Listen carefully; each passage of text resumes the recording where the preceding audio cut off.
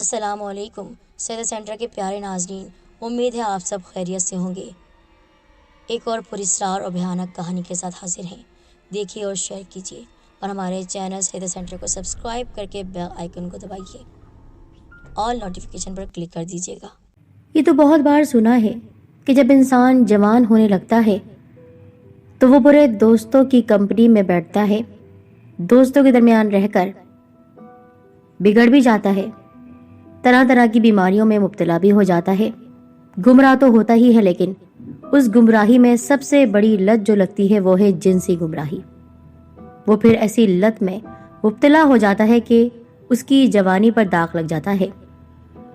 میں ایک عامل ہوں اور ظاہر سی بات ہے ایک عامل ہونے کی حیثیت سے میری ملاقات زیادہ تر انہی حضرات سے ہوتی ہے جو خود عامل ہوں، عالم ہوں یا مفتی ہوں۔ میرے سامنے جب یہ معاملہ آیا تو میں حیران تھا۔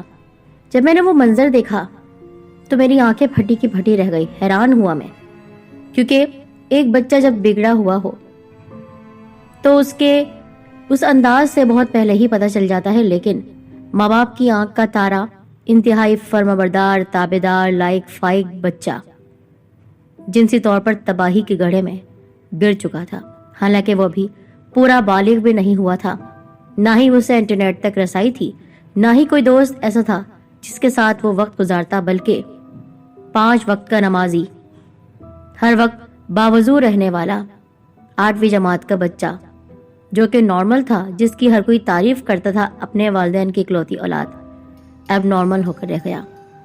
دراصل آج ایک حضرت پیر مفتی صاحب سے میری ملاقات ہوئی۔ میں ان کی قدم بوسی کے لیے حاضر ہوا، دیکھا کہ حجرے میں داخل ہوا تو دیکھا ان کا حجرہ مردوں عورتوں سے، لڑکیوں سے لڑکوں سے کھچا کچ بھرا ہوا ہے۔ ہر کوئی اپنے مسائل کی تصویر چہرے پر سجائے بیٹھا تھا، مایوسی، خوف، لاچارگی کے شکار۔ ان مرد و زن میں کوئی نظر بد کا شکار تھا، کسی کو سسرالی مسئلہ تھا، کسی پر جادو ٹونا کروا دیا گیا تھا، کوئی آسیبی اور جناتی مرض سے جسمانی بیماریوں میں مبتلا ہو چکا تھا، کسی کا کاروبار ٹھپ ہو گیا، کسی کی شادی نہیں ہو رہی تھی اور بندش کا دکھ اسے پیر صاحب سے دعا، تعویذ اور استخارے کے لیے یہاں لانے پر مجبور کیا گیا۔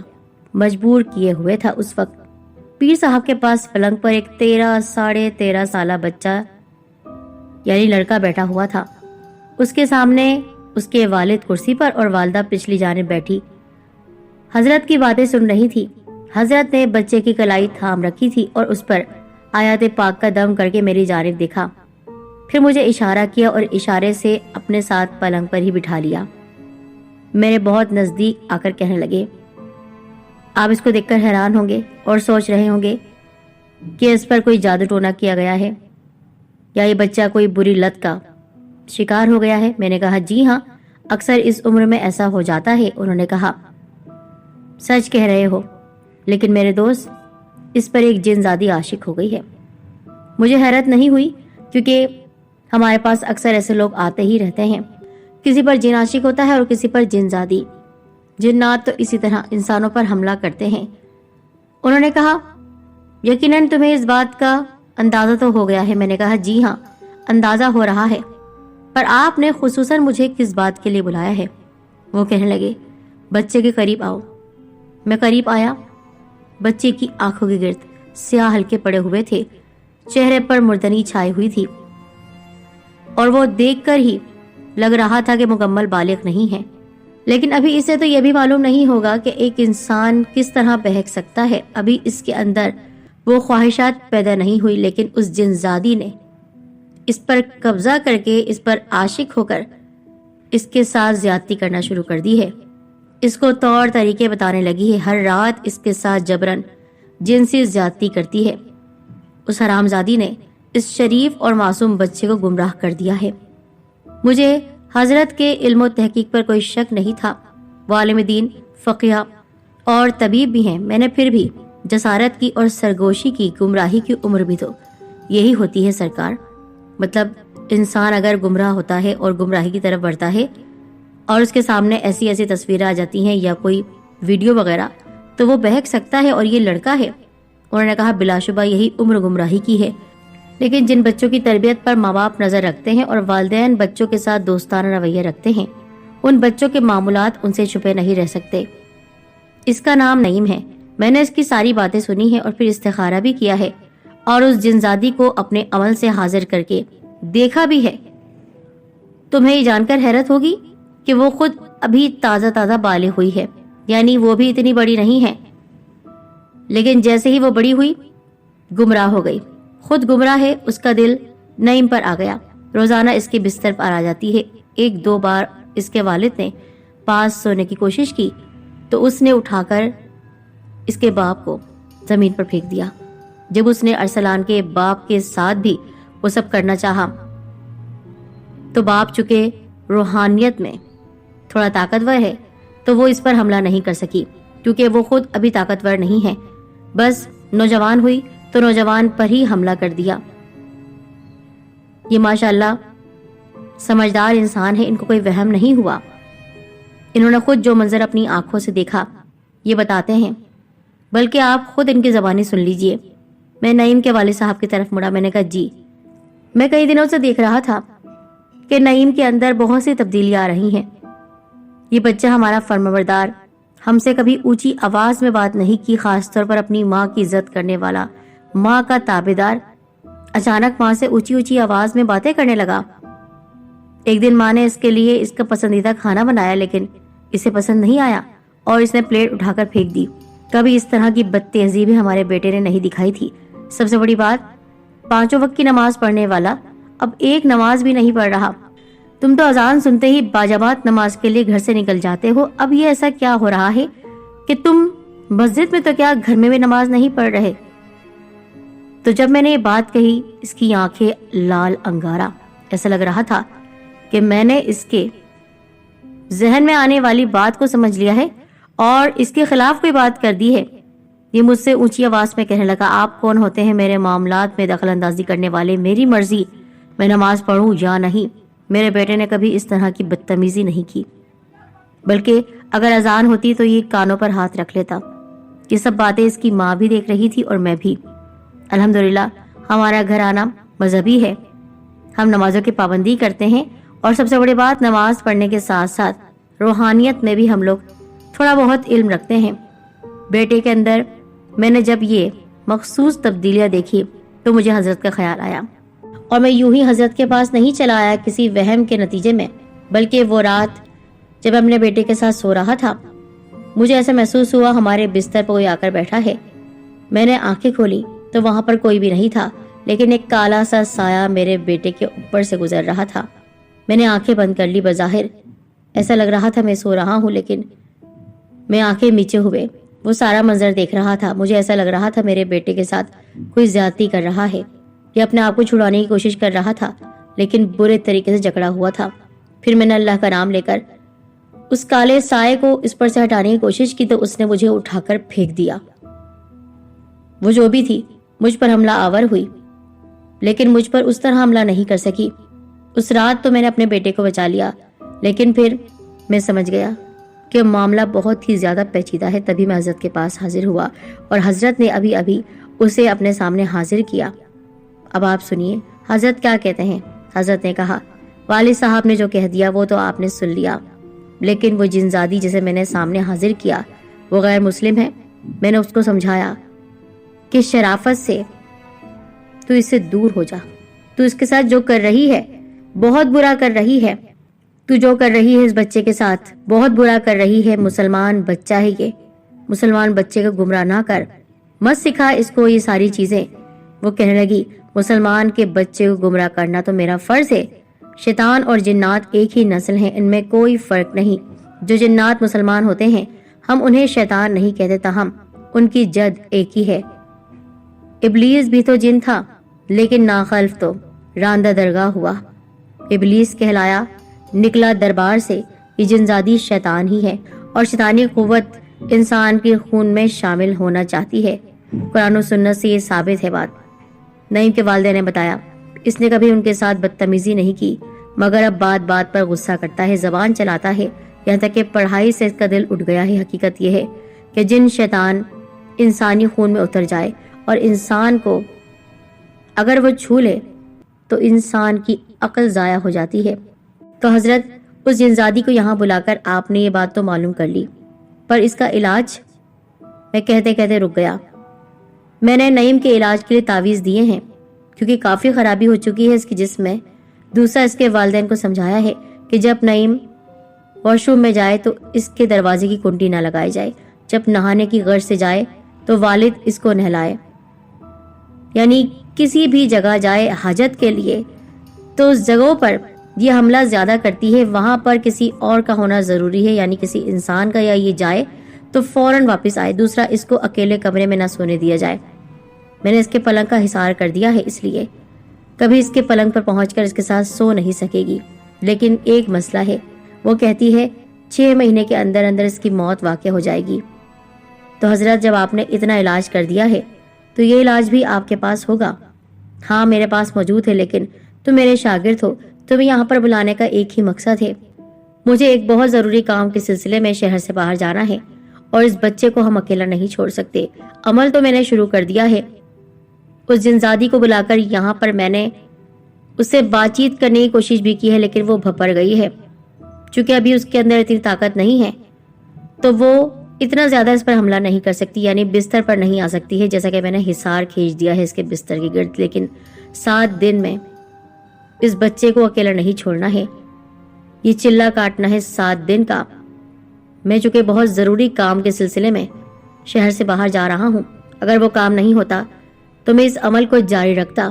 اب یہ کام میں تمہیں سونپ کر جا رہا ہوں، اس لیے تمہیں میں نے یہاں پر بلایا ہے، اس لیے اس بچے کے والد سے تمہاری بات کرائی ہے۔ بتاؤ کیا یہ کام کرو گے؟ حضرت آپ کا حکم سر آنکھوں پر، میں ضرور اس کام کو سر انجام دوں گا، لیکن آپ جیسا علم نہیں رکھتا، میرے شاگرد تو ہونا، مجھے امید ہے کہ تم اس خبیث جنزادی کو اس سے ہمیشہ ہمیشہ کے لیے دور کر دو گے۔ سب سے بڑی بات کہ اس نے جو کہا ہے 6 مہینے کے اندر اندر وہ اسے مار دے گی۔ دیکھو زندگی اور موت تو اللہ تعالیٰ کے ہاتھ میں ہے، پر جس طرح وہ اسے کمزور کر رہی ہے، روز اس کے بستر پر آ کر اس کے ساتھ زیادتی کرتی ہے، اس کے اندر توانائی ختم ہوتی جا رہی ہے۔ جب توانائی ختم ہوگی تو انسان خود بخود مر جائے گا۔ تمہیں ایسا نہیں کرنا ہے، یہ چلہ بالکل نہیں چھوڑنا ہے بیچ میں۔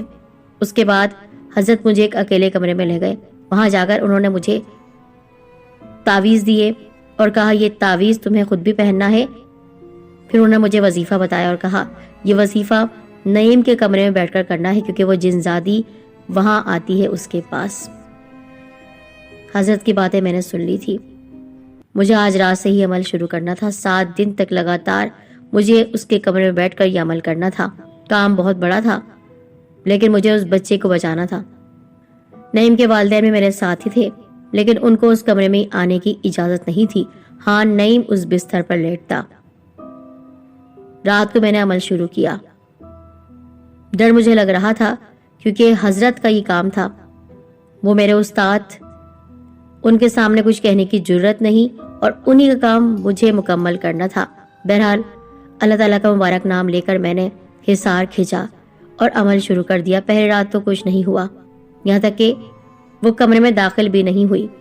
ضرور حضرت نے حصار کھینچا تھا، اس کی وجہ سے وہ اپنا حملہ نہیں کر پا رہی تھی، لیکن دوسری رات اس نے آہستہ آہستہ حملہ کرنا شروع کیا۔ پہلے وہ سانپ کی صورت میں کمرے میں داخل ہوئی۔ وہ سانپ اس دائرے کے اندر آنا چاہتا تھا، لیکن وہاں آتے ہی وہ جلنے لگتا، پھر پیچھے ہٹتا، پھر رینگتا ہوا اس دائرے کے پاس آتا، پھر اس کو آگ لگ جاتی تو پیچھے ہٹ جاتا، یہاں تک کہ کئی بار کوشش کے بعد ناکام ہوا اور واپس چلا گیا۔ اس کے بعد وہ مجھے دروازے کے پاس نظر آئی، وہ مجھے گھور گھور کر دیکھ رہی تھی۔ اس کے بال بہت لمبے تھے، بہت لمبے، زمین تک آ رہے تھے، لیکن چہرے سے یہ اندازہ ہو رہا تھا کہ وہ بھی 15 سال تک ہوگی۔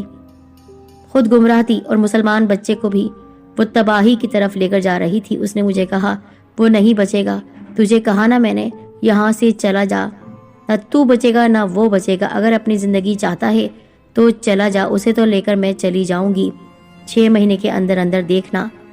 میں نے کچھ نہیں کہا، اپنا وظیفہ پڑھتا رہا۔ وہ رات بھی جیسے تیسے گزر گئی، لیکن وہ رات کتنی خطرناک تھی میں ہی جانتا ہوں۔ اس کمرے کے اندر مجھے ایسا لگ رہا تھا آندھی چل رہی ہے، زلزلہ آ رہا ہے، زمین لرز رہی ہے، چھت گر جائے گی میرے اوپر، اتنا مجھے ڈرایا گیا، پر مجھے عمل کرنا تھا۔ میں عمل کرتا رہا۔ فجر کی اذان ہوئی، وہ وہاں سے غائب ہو گئی۔ میں نے نعیم سے کہا بیٹا نماز پڑھو۔ بڑی مشکل سے وہ اٹھا، میں نے اسے وضو کرایا، اس نے میرے ساتھ نماز ادا کی، کافی بہتر لگ رہا تھا۔ پھر میں نے اسے سمجھاتے ہوئے کہا دیکھو انسان اس وقت کرتا ہے بیماری کا مقابلہ جب وہ خود اپنے اندر ہمت پیدا کرے۔ جب تک تم اپنے اندر ہمت پیدا نہیں کرو گے اور برائی سے لڑنے کی طاقت نہیں لاؤ گے، وہ خبیث جن زادی تمہیں یوں ہی تنگ کرتی رہے گی۔ تم ایک نمازی بچے رہے ہو، ماں باپ کے فرما بردار، سوچو وہ تم پر حملہ آور کیوں ہو رہی ہے؟ کیونکہ شیطان عابد و زاہد کو ہی بہکاتا ہے۔ اگر تم چاہتے ہو وہ تم سے ہمیشہ ہمیشہ کے لیے دور ہو جائے اور پھر کبھی حملہ نہ کرے تو تم اس کی باتوں میں نہیں آنا۔ انسان کو تباہ کرنے کے لیے شیطان کچھ بھی کر سکتا ہے۔ میری بات اس کی سمجھ میں آئی، اس نے کہا آپ صحیح کہہ رہے ہیں، تو مجھے کیا کرنا چاہیے؟ کچھ نہیں، تم بس قرآن پاک ہاتھ میں لو اور پڑھنا شروع کرو۔ وہ زور زور سے قرآن پاک پڑھتا رہا، ایسا لگ رہا تھا وہ قرآن پاک پڑھ رہا ہے اور کسی کے چیخنے کی آوازیں آ رہی ہیں۔ یہ نہیں ہو سکتا، کوئی زور زور سے چلا رہا تھا، نہیں ہو سکتا، یہ قرآن نہیں پڑھ سکتا، یہ میرا ہے میرا۔ اس کے بعد وہ غائب ہو گئی، اس کی آواز ختم ہو گئی۔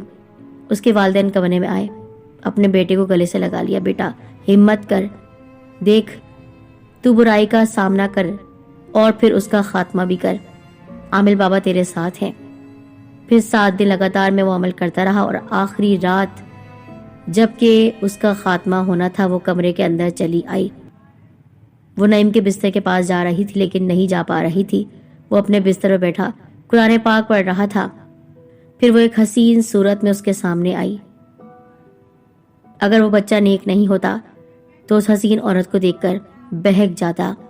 اس نے اس کے سامنے اپنے کپڑے بھی اتار دیے، برہنہ ہو گئی، یعنی ہر وہ وار کیا کہ جس سے کوئی بھی بشر پگھل جاتا ہے، لیکن وہ نیک بچہ تھا اور یہاں پر میرا عمل جاری تھا۔ وہ کچھ نہیں کر پا رہی تھی، کچھ بھی نہیں، یہاں تک کہ جل کر راکھ ہو گئی۔ خبیث جنزادی کا خاتمہ ہو چکا تھا۔ اس کے بعد نعیم حصار سے باہر آیا، اس نے وضو کیا اور باقاعدہ اذان دے کر خود کو بھی پاک کیا، اپنے نفس کو بھی پاک کیا اور میرے ساتھ نماز ادا کی۔ 1 ہفتے کے بعد حضرت واپس آ گئے۔ نعیم، اس کے والدین اور میں حضرت کے پاس حاضر تھے۔ حضرت بہت خوش تھے، انہوں نے میرا شکریہ ادا کیا۔ تم نے ایک بہت اہم کام کیا ہے ساجد۔ اس کے بعد اس کے والدین بھی ہمارا شکریہ ادا کرنے لگے۔ حضرت آپ نے ایک بہت بڑا کام کر دیا ہے، ہمارے بیٹے کو ہمیں لوٹا دیا۔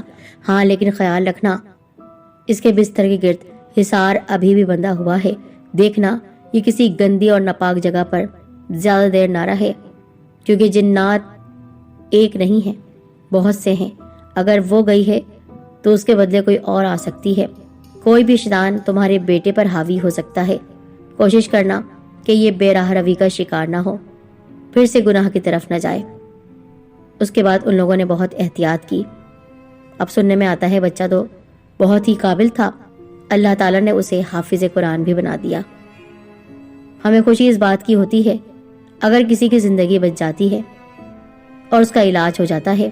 جس طرح ڈاکٹر اپنے مریض کو صحت یاب دیکھ کر خوش ہوتا ہے، اسی طرح ایک عامل اپنے مرید کو دیکھ کر اور اس شخص کو دیکھ کر جس پر جادو ٹونا ہوتا ہے یا آسیبی چکر ہوتا ہے، جنات جس پر طاری ہو جاتے ہیں، ان کا علاج کر کے وہ عامل بہت خوش ہوتا ہے، جس طرح آج مجھے خوشی ہو رہی ہے۔